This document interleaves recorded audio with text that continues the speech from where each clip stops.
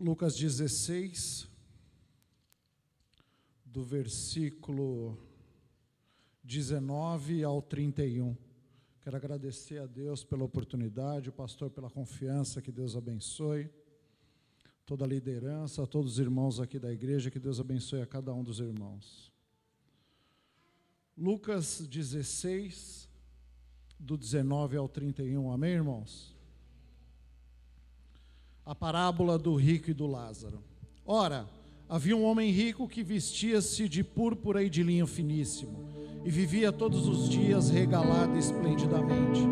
Havia também um certo mendigo chamado Lázaro, que jazia cheio de chagas à porta da quina, e desejava alimentar-se com as migalhas que caíam da mesa do rico, e os próprios cães vinham lamber-lhes as chagas. E aconteceu que o mendigo morreu, e foi levado pelos anjos para o seio de Abraão. E morreu também o rico e foi sepultado. E no Hades ergueu os olhos, estando em tormentos, e viu ao longe Abraão e Lázaro no seu seio. E clamando disse: Pai Abraão, tem misericórdia de mim. Manda Lázaro que molhe na água a ponta do seu dedo e me refresque a língua, porque estou atormentado nessa chama. Disse, porém, Abraão. Aramaico quer dizer dinheiro, riquezas. Jesus aqui, ele fala do perigo de servir a dois senhores, de amar mais ao dinheiro do que a Deus. E logo aí, Jesus ensina sobre Deus e a Mamon aos fariseus. Só que depois desse ensinamento, os fariseus zombam de Jesus. E Jesus nos presenteia com essa parábola de Lázaro e do rico. É como se Jesus estivesse dizendo para os fariseus: vocês zombaram, agora eu vou contar uma história para vocês sobre dois indivíduos. Um que servia a Deus e outro que servia a Mamon. Um ponto interessante nesta história, irmãos, que em todas as parábolas que Jesus contou, e o pastor aqui já nos deu esse ensinamento que foi cerca de 40 parábolas, em nenhuma delas ele dá nome aos personagens. Nessa ele dá. O mendigo se chama Lázaro. Isso fez com que muitos estudiosos, pessoas que estudam a Bíblia, eles comentassem que aqui não se tratava apenas de uma parábola, mas de um relato sobre pessoas que realmente haviam existido.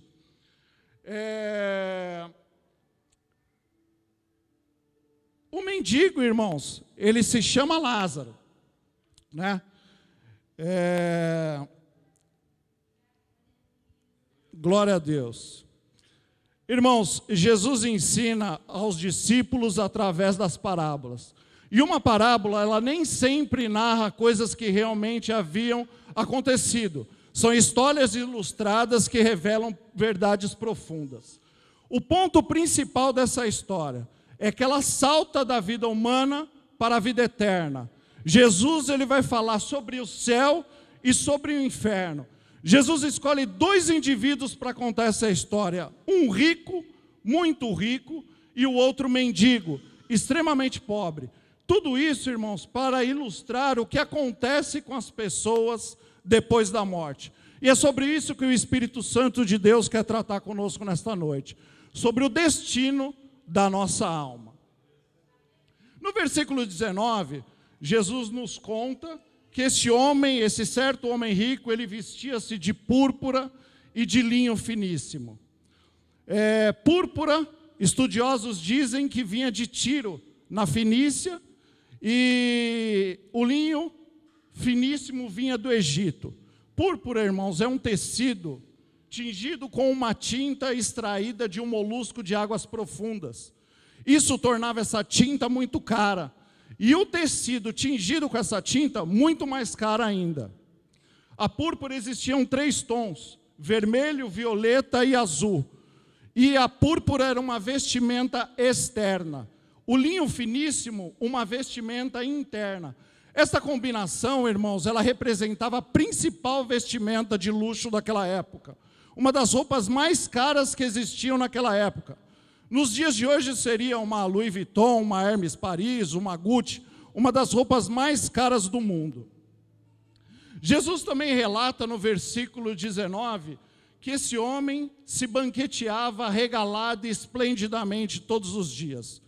Ele vivia uma vida de ostentação pura. Tudo que o dinheiro pudesse comprar. tudo que as riquezas pudessem proporcionar, ele desfrutava. Tudo do bom e do melhor. Jesus, irmãos, não relata nenhum pecado grave que esse homem havia cometido. Nenhum deles. O problema desse homem foram os pecados comuns. O famoso, nada a ver, né? E os irmãos vão entender no decorrer da história que os pecados comuns podem nos trazer consequências muito sérias.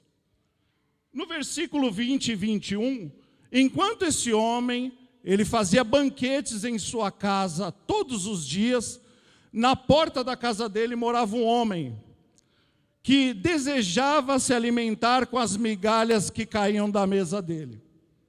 O outro personagem dessa história é Lázaro, irmãos. Um homem que foi abandonado na porta da casa daquele rico. Abandonado porque a palavra de Deus diz que ele jazia à porta daquele. Jazia é um termo grego utilizado para esquecido, abandonado. Então esse homem ele foi abandonado ali e passa a morar na porta da casa daquele rico.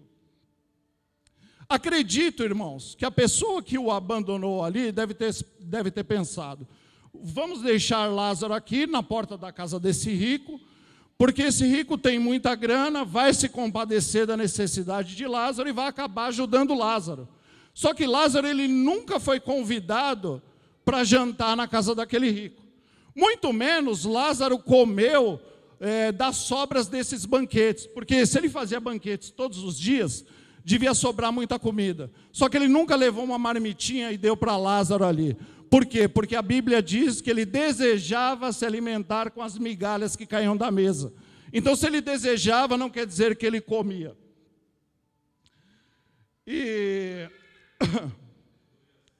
Então, e Lázaro, irmãos, tem o corpo cheio de feridas, cheio de chagas. Provavelmente essas feridas doíam muito. Então, além da fome, ele sofria com as dores de suas feridas, que eram amenizadas pelos cães, irmãos, porque os cães vinham lamber as suas feridas. Pesquisas científicas descobriram que na saliva do cachorro há um certo tipo de antibiótico cicatrizante. É por isso que os cães, quando se machucam, ficam lambendo as suas próprias feridas. No caso de Lázaro, além de amenizarem as dores, as lambidas dos cães serviam para cicatrizar as suas feridas. Curiosamente, aquilo que o rico não faz por Lázaro, os cães fazem aquilo que podem para amenizarem as dores de Lázaro. E aqui, irmãos, eu já enxergo um pecado comum que esse homem havia cometido, que é a indiferença. E é sobre isso que o pastor abriu hoje a palavra, sobre as obras, né? Então a indiferença, ele é um pecado comum, é o famoso nada a ver. Lázaro mora aqui na porta da minha casa, mas eu não tenho nada a ver com o problema dele, porque não fui eu que abandonei ele aqui. Ele está aqui, provavelmente ele deve ter aprontado alguma coisa muito grave, por isso que abandonaram ele aqui, eu não tenho nada a ver com esse problema. A indiferença, irmãos, ela é evidenciada pela falta de preocupação com o próximo, pois ela simplesmente ignora a necessidade do outro. A Bíblia, que é a palavra de Deus, ela nos adverte sobre a indiferença e sobre a falta de amor. Provérbios 3, 27 e 28. Não deixeis de fazer o bem a quem o merece, estando em tuas mãos a capacidade de fazê-lo. Não digas ao teu próximo, vai e volta amanhã que te darei, se já tens contigo. Quantas vezes nós não fazemos isso? Né? Às vezes, até sem perceber, alguém bate na porta da nossa casa, de repente nós estamos ocupados com algum a fazer, e respondemos de dentro de casa: quem é? Pois não. E a pessoa fala: eu queria saber se tem algum alimento para doar, queria saber se tem alguma coisa, porque eu estou passando fome, eu e a minha família. E muitas vezes, irmãos, nós respondemos de dentro de casa mesmo, porque estamos ocupados: não, hoje não tem nada, passa amanhã. E a Bíblia está dizendo aqui: não digas ao teu próximo, vai e volta amanhã que te dareis, se já tens contigo, de repente você está com um armário cheio de comida, e é indiferente com a necessidade daquela pessoa. 1 João 3,17, Quem, pois, tiver bens no mundo, e vendo o seu irmão necessitado, lhe cerrar o coração, fechar o seu coração para essa situação, como estará nele o amor de Deus? Como pode uma pessoa ter bens, grana, dinheiro, ver o seu irmão necessitado e ser indiferente a essa situação? Será que o amor de Deus permanece nele? Será que existe amor no coração dessa pessoa?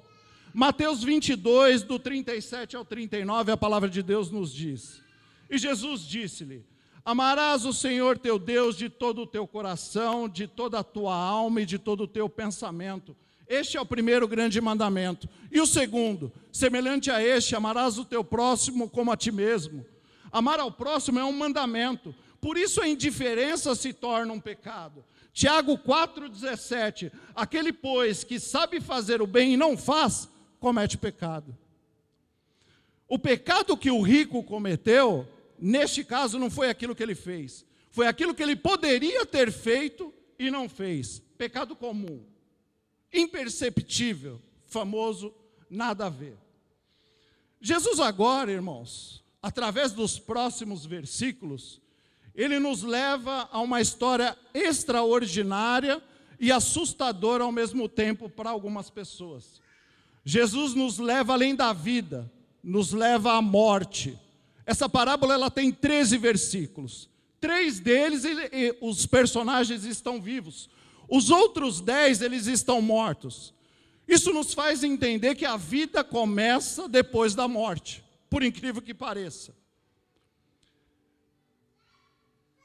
E nos faz entender também, irmãos, que quem vive pensando somente nessa vida, que tem prazo de validade, mal sabe que quando essa vida terminar, a vida eterna estará apenas começando. Por isso, irmãos, Mateus 24, 42, vigiais, porque não sabeis a hora que há de vir o vosso Senhor. Jesus Cristo está voltando, irmãos. As pessoas aí fora podem até acreditar que isso não vai acontecer, mas nós temos a obrigação de proclamar a volta de Cristo. E Jesus Cristo está voltando, irmãos. Ele pode voltar coletivamente para todos nós a qualquer momento, e Ele pode voltar individualmente para cada um de nós a qualquer momento. O dia e a hora, ninguém sabe. Por isso, irmãos, vigiai, vigiai. Versículo 22. Lázaro, ele morre. Os anjos levam a sua alma para junto de Abraão. Seio de Abraão, irmãos, é um termo utilizado exclusivamente neste versículo.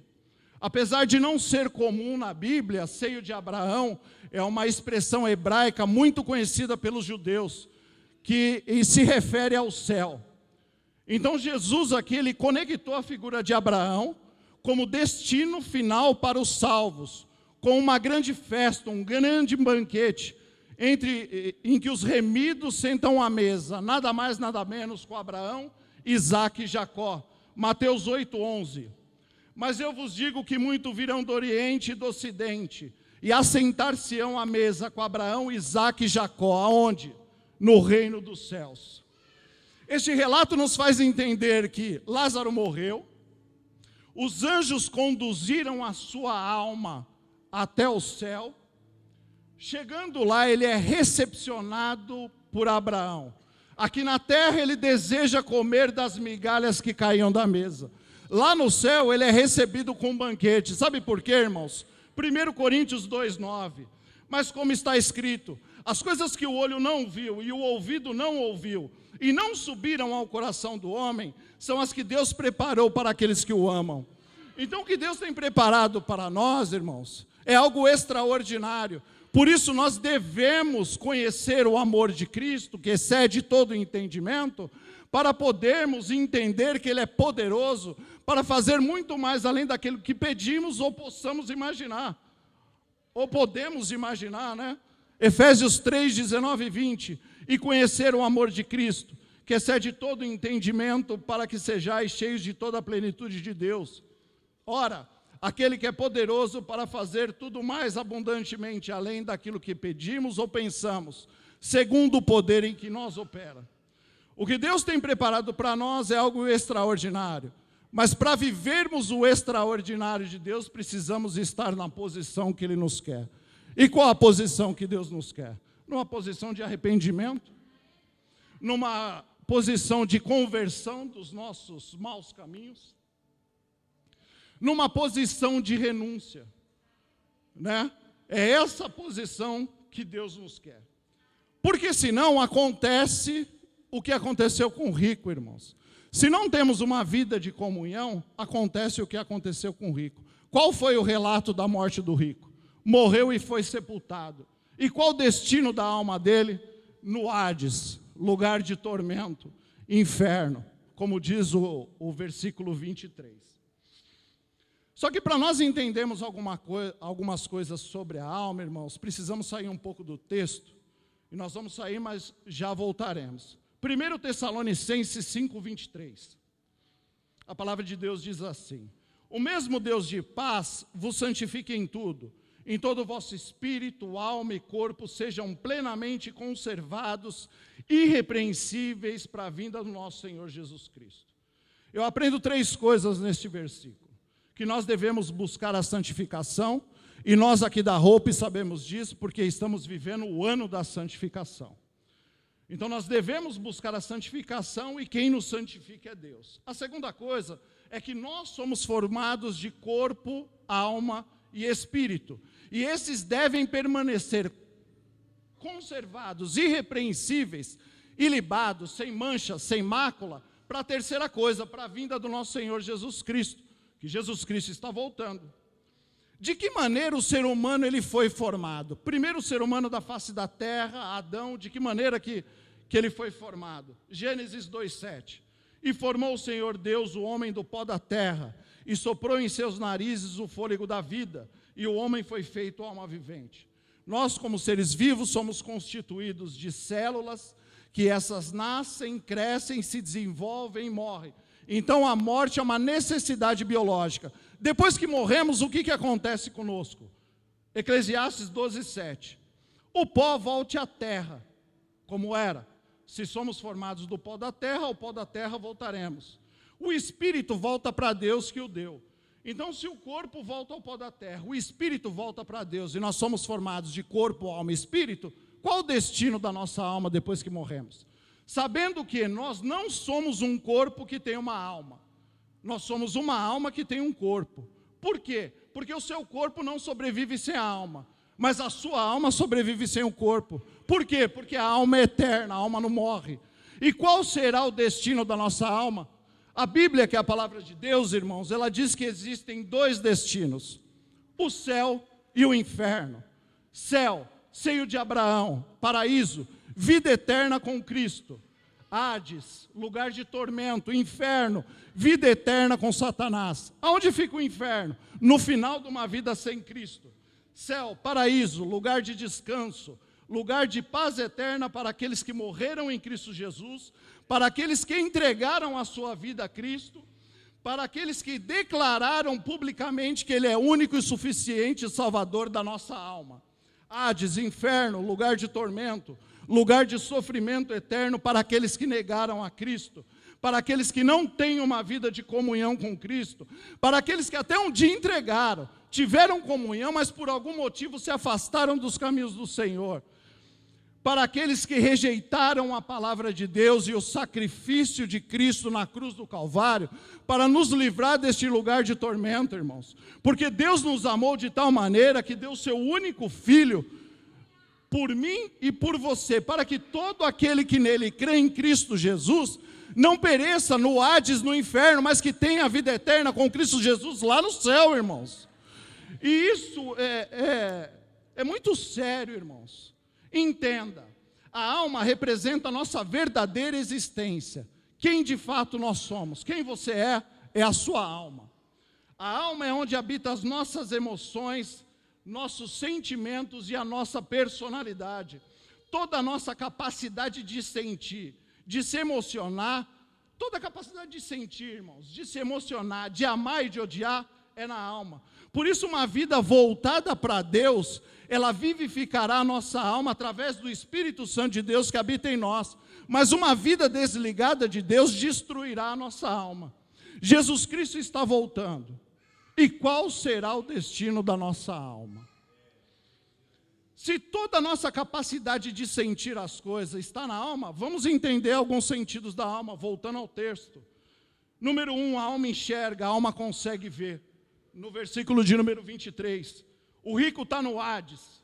Ele ergue os olhos para ver Abraão e Lázaro. E ele enxerga ao longe. Então a alma consegue ver e a alma consegue ver ao longe, irmãos. E o rico, ele viu o banquete com que Lázaro foi recebido. Aqui na terra, o rico, ele acha uma vergonha, ele considera uma vergonha chegar até Lázaro para conversar ou para ajudar Lázaro. Agora ele, para ver Lázaro, tem que erguer os olhos e enxergar ao longe.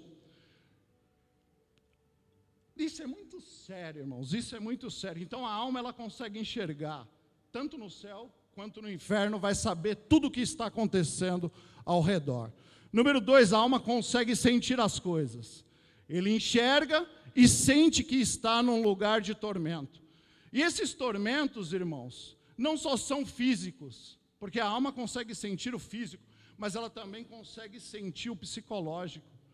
Então os tormentos que ele sente são físicos e são psicológicos. E quais são esses tormentos psicológicos? Remorso, arrependimento tardio.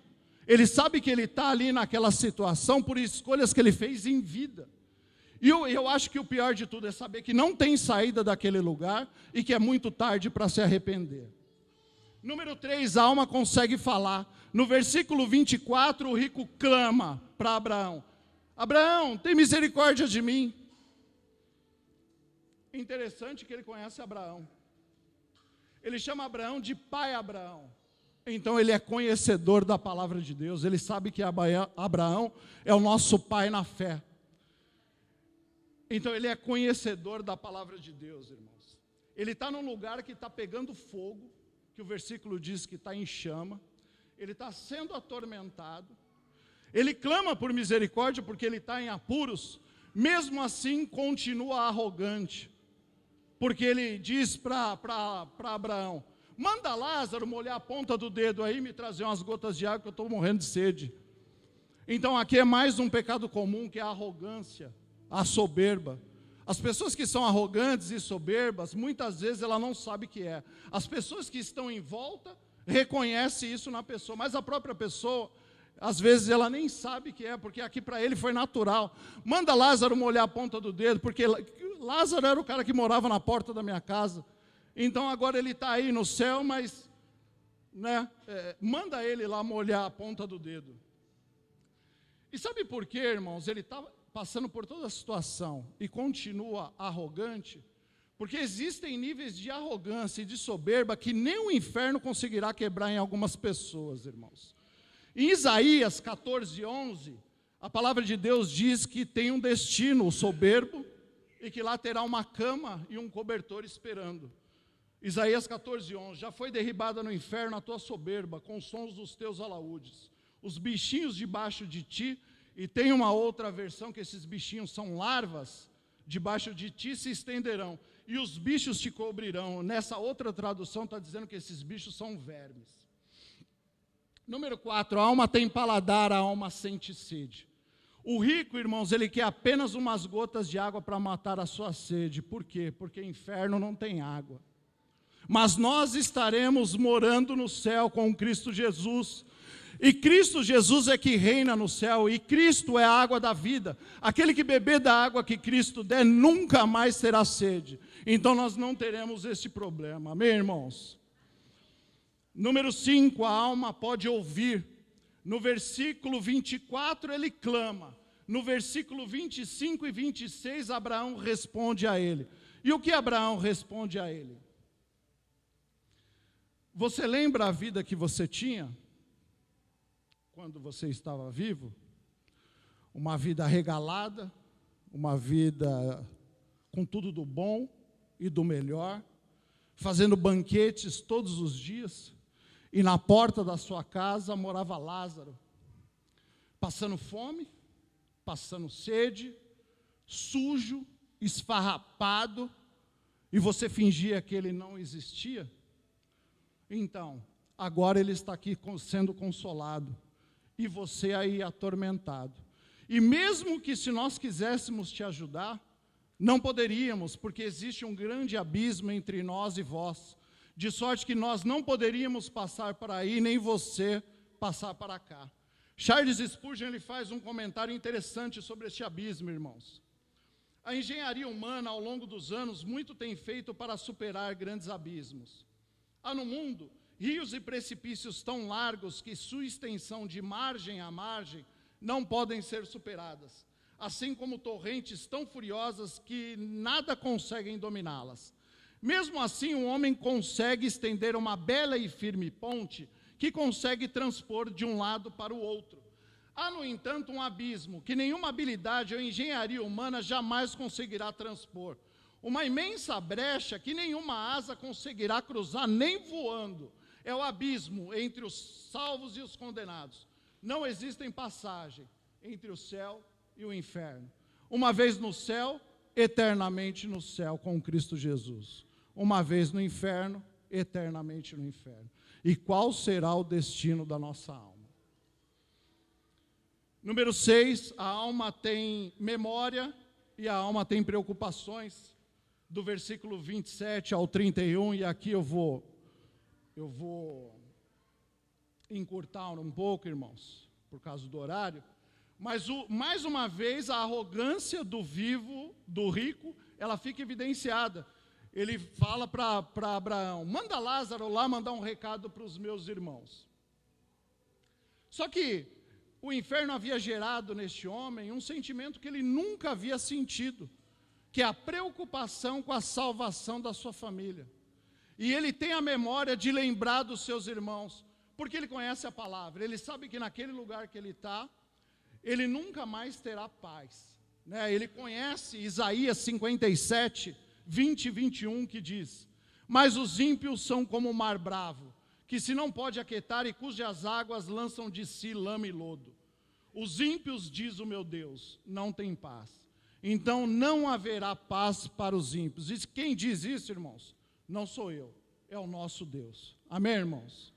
Os irmãos podem se colocar de pé, o grupo de louvor. Irmãos, trazendo essa conversa de Abraão e o rico para os dias de hoje, nós somos uma nação privilegiada, irmãos. Ao contrário de grandes nações, que a palavra de Deus ela é proibida, e pregar o evangelho de Cristo é crime, com condenação de morte. Em alguns países, a condenação é por decapitação. Só que nós somos privilegiados, nós temos a palavra de Deus à nossa disposição a qualquer momento. Temos igrejas abertas por todo o país. Igrejas não muito sérias, temos, mas temos igrejas muito sérias que pregam o verdadeiro evangelho de Cristo. Só que as pessoas não procuram pela verdade. Elas não procuram ter uma vida de acordo com os mandamentos de Deus. Uma vida, irmãos, que te faz almejar algo muito maior e muito melhor do que qualquer dinheiro, riquezas podem nos proporcionar, que é a vida eterna com Cristo Jesus no céu. Tudo na vida, irmãos, é uma questão de renúncia. Para termos o privilégio de viver eternamente com Cristo Jesus no céu, precisamos renunciar às coisas deste mundo, aquilo que o mundo tem para nos oferecer. Tudo na vida é renúncia. Se você quiser emagrecer, você tem que renunciar a comer certos tipos de alimento. Se você quer passar num vestibular, num concurso público, você tem que renunciar a algum tempo da sua vida, os finais de semana, para poder estudar. Só que para Deus ninguém quer renunciar a nada, irmãos. Muitas pessoas aí querem ir para o céu, mas não querem ter uma vida de renúncia aqui na terra. As pessoas querem ter uma vida regalada, esplendidamente, mas ninguém quer ir para o inferno. Então essa conta não vai fechar. Não tem jeito. Para ter o privilégio de viver eternamente com Cristo Jesus no céu, temos que renunciar às coisas deste mundo. Em que momento eu faço essa escolha? Agora. porque Jesus está voltando. O dia e a hora ninguém sabe.